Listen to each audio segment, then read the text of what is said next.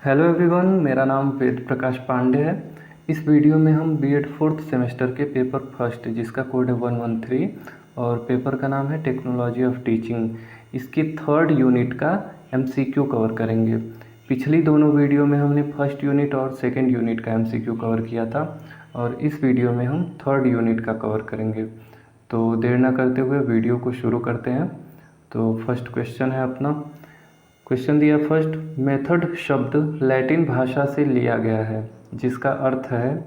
Option में पहला दिया है रास्ता अथवा माध्यम, और दूसरा दिया है क्रिया, तीसरा दिया है दोनों, और चौथा दिया है इनमें से कोई नहीं।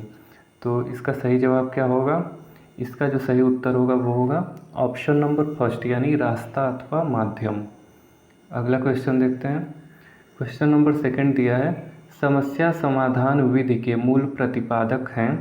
ऑप्शन में दिया है सुकरात व सेंट थॉमस, दूसरा ऑप्शन है स्कीनर, तीसरा दिया है आपका जॉनसन, चौथा दिया है गुड। तो इसका सही जवाब क्या होगा? इसका जो सही आंसर होगा वो होगा ऑप्शन नंबर फर्स्ट, यानी सुकरात व सेंट थॉमस। अगला क्वेश्चन देखते हैं।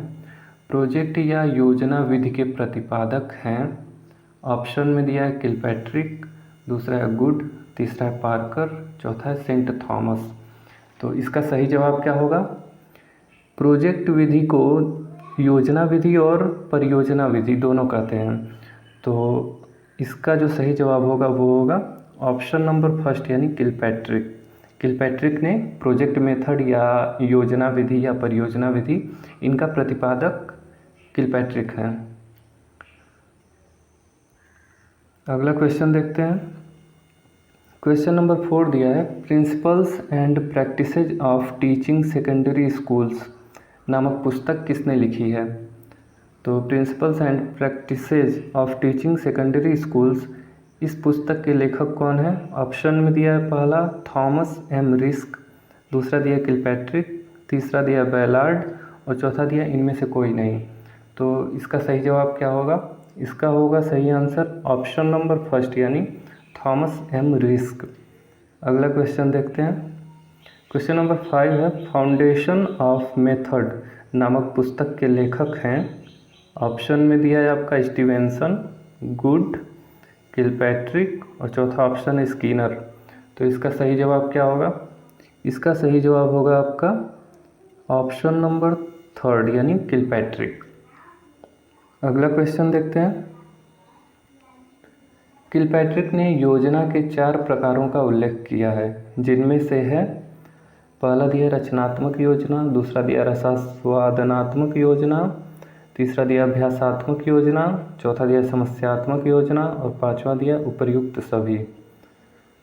तो इसका सही जवाब क्या होगा? इसका आंसर जो होगा वो होगा ऑप्शन नंबर 5, यानी उपर्युक्त सभी। तो अब ये क्वेश्चन मैंने इस तरह से इसलिए बनाया है कि आप ये फर्स्ट ऑप्शन को भी जानें, सेकेंड, थर्ड, फोर्थ, क्योंकि ये चारों सही हैं। तो अगर डिस्क्रिप्टिव में आए लिखने के लिए तो आप इसको लिख सकते हैं, वहाँ पे याद रहेगा तो।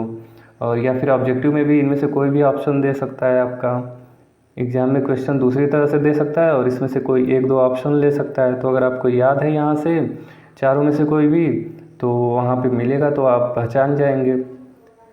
तो इस तरह से इसका जो आंसर है ऑप्शन नंबर 5 है। अगला क्वेश्चन देखते हैं। क्वेश्चन नंबर 7 दिया है, अन्वेषण उपागम किसकी एक वैज्ञानिक विधि है? ऑप्शन में दिया है पहला अनुदेशन, दूसरा अनुबंधन, तीसरा प्रशिक्षण, चौथा इनमें से कोई नहीं। तो इसका सही जवाब क्या होगा? इसका सही जवाब होगा फर्स्ट ऑप्शन, यानी अनुदेशन। अगला क्वेश्चन देखते हैं। क्वेश्चन नंबर 8, शिक्षण में अन्वेषण उपागम के उपयोग का श्रेय किसे जाता है? ऑप्शन दिया है जॉन डीवी, दूसरा ऑप्शन है पार्कर, तीसरा स्टीवेंसन, चौथा इनमें से कोई नहीं। तो इसका सही जवाब क्या होगा? इसका सही जवाब होगा ऑप्शन नंबर फर्स्ट, यानी जॉन डीवी। अगला क्वेश्चन देखते हैं। क्वेश्चन नंबर 9 है, पर्यवेक्षित विधि के उद्देश्य कौन कौन से हैं? पहला ऑप्शन है वैयक्तिकता पर आधारित शिक्षा, दूसरा ऑप्शन है आवश्यकता अनुसार निर्देशन, तीसरा ऑप्शन है छात्रों को स्वाध्यायशील बनाना, चौथा है ये सभी। तो इसका सही जवाब क्या होगा? इसका सही जवाब होगा चौथा ऑप्शन यानी ये सभी। अगला क्वेश्चन देखते हैं। क्वेश्चन नंबर 10, मेज या दरारों, ये दरारों नहीं होगा आपका, दराजों होगा, दराजों। तो मेज या दराजों के चारों ओर बैठे हुए कार्यरत समूह या कक्षा के शिष्यों का शिक्षक द्वारा पर्यवेक्षण करना ही पर्यवेक्षित अध्ययन है। किसका कथन है ये? तो ऑप्शन दिया है P.N. अवस्थी, दूसरा ऑप्शन है मैक्सवेल तथा किलियर, तीसरा ऑप्शन है बाइनिंग व बाइनिंग, चौथा दिया है इनमें से कोई नहीं। तो इसका सही जवाब क्या होगा? इसका जो सही ऑप्शन है वो है थर्ड ऑप्शन यानी बाइनिंग व बाइनिंग। अगला क्वेश्चन देखते हैं। क्वेश्चन नंबर 11, प्रतिमान यानी मॉडल का अर्थ है, ऑप्शन दिया है पहला वस्तु या रचना जिसे आदर्श मानकर उसके अनुरूप और वस्तुएं बनाई जाती हैं, दूसरा दिया है प्रतिमा, तीसरा ऑप्शन प्रतिमूर्ति, चौथा दिया है परछाई।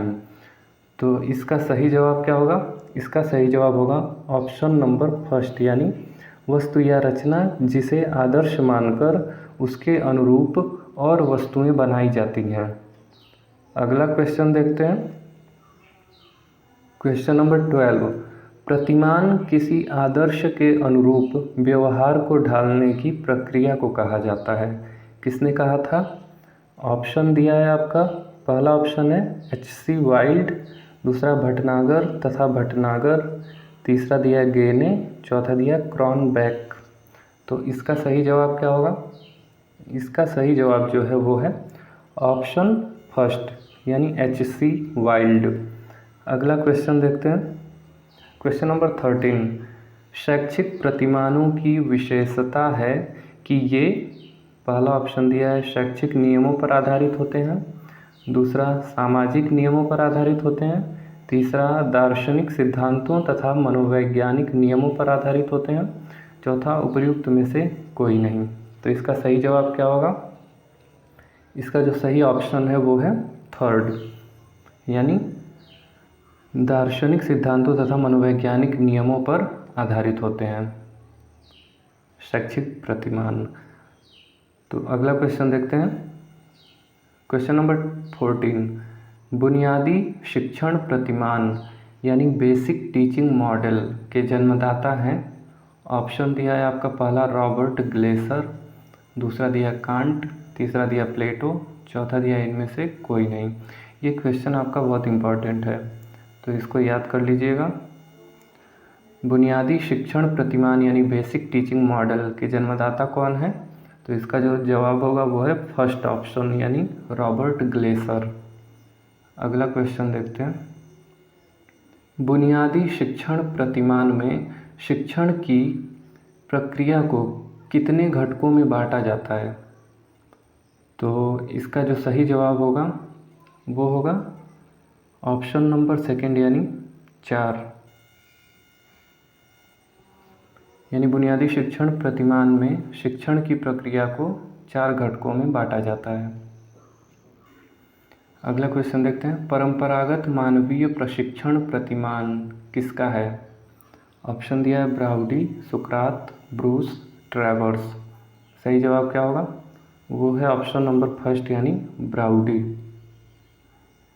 अगला क्वेश्चन देखते हैं। सूझ शिक्षण प्रतिमान यानी the insight model of teaching के प्रतिपादक हैं। पहला ऑप्शन दिया है प्लेटो, दूसरा ब्राउडी, तीसरा कांट, चौथा इनमें से कोई नहीं। तो इसका सही जवाब क्या होगा? इसका सही जवाब होगा ऑप्शन नंबर फर्स्ट यानी प्लेटो। अगला क्वेश्चन देखते हैं। ये 17 आपका हो गया। ये वाला क्वेश्चन जो है 18 क्वेश्चन होगा, यहाँ पे 17 लिख दिया गया है। तो क्वेश्चन देखते हैं। नियम शिक्षण प्रतिमान यानी रूल मॉडल ऑफ टीचिंग के जन्मदाता हैं। ऑप्शन दिया है कांट, गुड, प्लेटो, इनमें से कोई नहीं। तो इसका सही जवाब क्या होगा? इसका जो सही जवाब होगा वो होगा कांट यानी फर्स्ट ऑप्शन। अगला क्वेश्चन देखते हैं।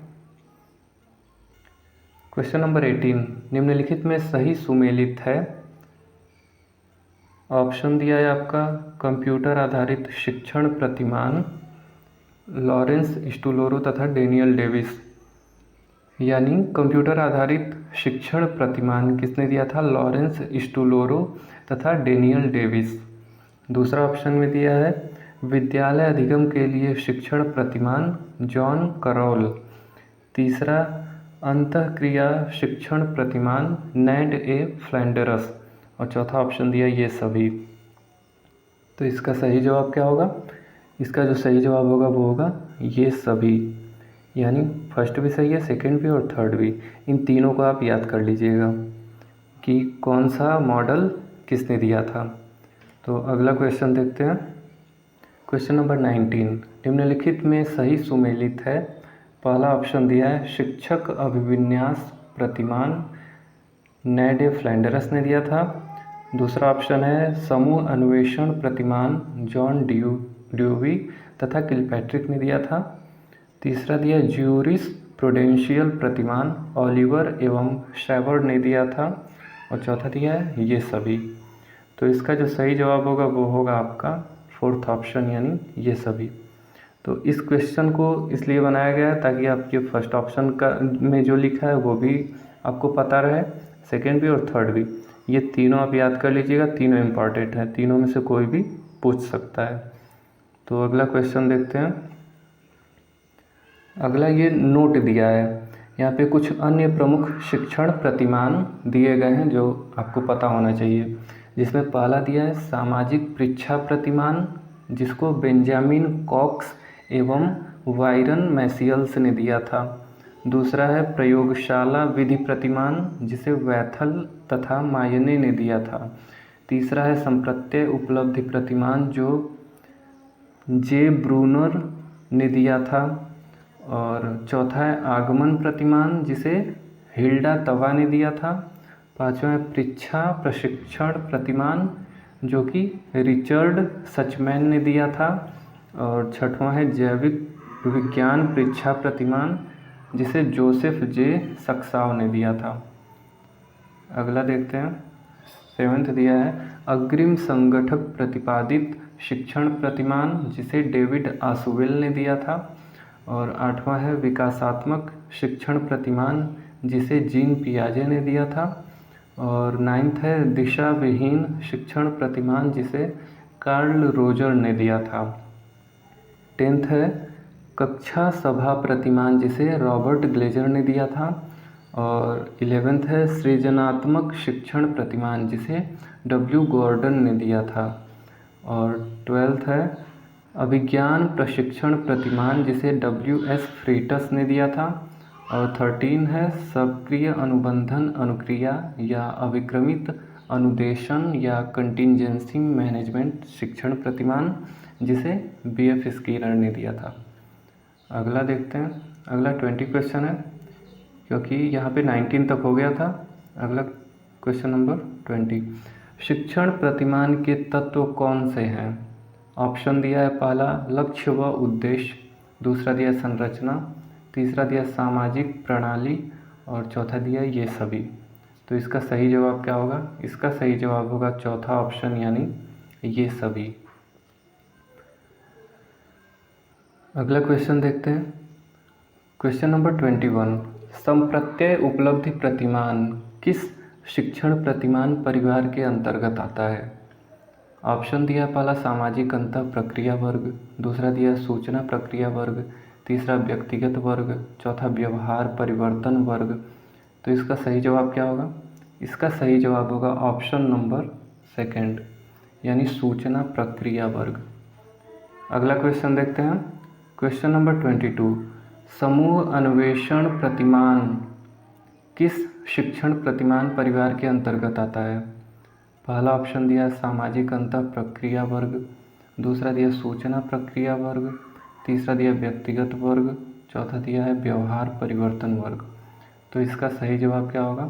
इसका सही जवाब जो है वो है ऑप्शन नंबर 1, यानी सामाजिक अंतः प्रक्रिया वर्ग। अगला क्वेश्चन देखते हैं। क्वेश्चन नंबर 23, अग्रिम संगठक प्रतिमान किस शिक्षण प्रतिमान परिवार के अंतर्गत आता है? ऑप्शन है पहला व्यक्तिगत वर्ग, दूसरा सामाजिक अंतः प्रक्रिया वर्ग, तीसरा व्यवहार परिवर्तन वर्ग और चौथा सूचना प्रक्रिया वर्ग। इसका सही जवाब क्या होगा? इसका जो सही जवाब होगा वो होगा फोर्थ ऑप्शन यानी सूचना प्रक्रिया वर्ग। अगला क्वेश्चन देखते हैं। क्वेश्चन नंबर 24, शिक्षण प्रतिमान का तत्व कौन सा है? ऑप्शन दिया है पहला सहायता प्रणाली, दूसरा उद्देश्य, तीसरा संरचना, चौथा ये सभी। तो शिक्षण प्रतिमान का तत्व कौन सा है? तो ये तीनों ही शिक्षण प्रतिमान के तत्व हैं, तो ऑप्शन हो जाएगा फोर्थ यानी ये सभी। अब एग्ज़ाम में आपका सेम इसी फॉर्मेट में ऐसे नहीं आ सकता है। एग्ज़ाम में आपका मान लीजिए सिर्फ यही एक ऑप्शन दे सकता है और बाकी तीनों कोई और दे देगा, तो आप वहाँ पे जानेंगे तो ये पहचान जाएंगे कि ये शिक्षण प्रतिमान का तत्व है।